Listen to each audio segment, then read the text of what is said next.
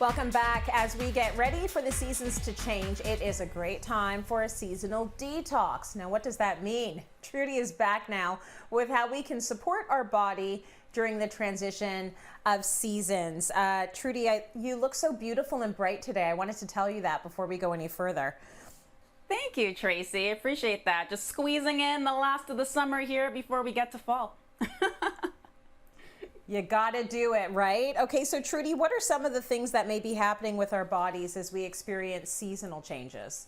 Well, as the weather starts to get cooler, you might start to notice a shift in your body physically. And when at this time of the year, it's really important that we're eating those foods that are in season, because it's going to help us to achieve that nutritional balance throughout the year. So you might, notice things like your digestion being off, or you might notice yourself being very tired at the end of the day as well. Okay, so what are some of the things that we can do to try and offset that? Well, eating natural whole foods in accordance with the change in seasons is going to make sure that your body is getting nutritional balance and all of the nutrients that it needs at this time of the year.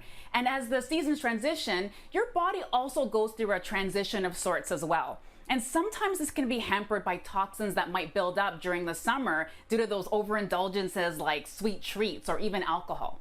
It's summer, right? I mean, it's summer and then it's COVID. So a lot of us are letting loose in ways that we never have before. So now's the time to rack it back and try and get on track. But how do we move towards feeling more energized and getting back into some kind of a healthier routine, do you think? Well, in the fall and the winter, you want to move towards those comforting foods and those warming foods. So foods like sweet potatoes and squash and carrots. All of these foods have the antioxidants that your body needs at this time of year, like vitamin C, which is going to help to keep your immune system strong.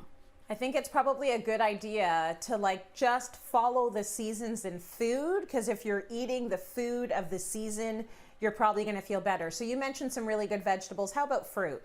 Yeah, well, fall brings us the biggest harvest of apples, right? And apples are a really great source of fiber. And that's really going to help us to digest some of the bulkier, warmer foods that I mentioned earlier. And, the bonus too, Tracy, is that with apples, you can even go apple picking and get in some joyful movement as well. Yeah, that's always a really fun activity for everyone. Now, let's talk a little bit just about this whole idea of a detox. What is the point of doing a seasonal detox? Well, your liver is a very busy organ and it has a lot of different functions in your body. So your liver has important tasks like sifting through waste, purifying your blood, as well as removing harmful stuff as it travels through your stomach and your intestines before it gets to the rest of your body. So your liver basically knows what benefits your body and what doesn't benefit your body. And this is done through phase 1 and phase 2 detoxification.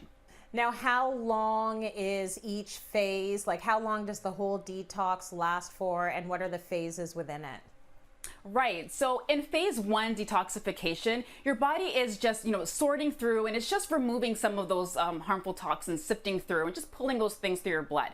And then in phase 2 detoxification, it's actually clearing out those items and hauling them away through bile. So I like to kind of think about this as doing your laundry. When you separate your whites and your brights, so that's phase 1 detoxification. It's separating those items from your blood. And then in phase 2 detoxification, it's kind of like when you throw your washing machine on and it just rinses everything away. Okay, that sounds good. So is there anything else we need to do next after we've detoxed?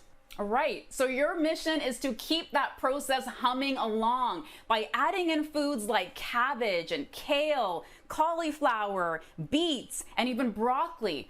All of these foods, again, give us those nutrients that our body needs, and it helps to protect our liver as well as helping our body to remove some of those toxins.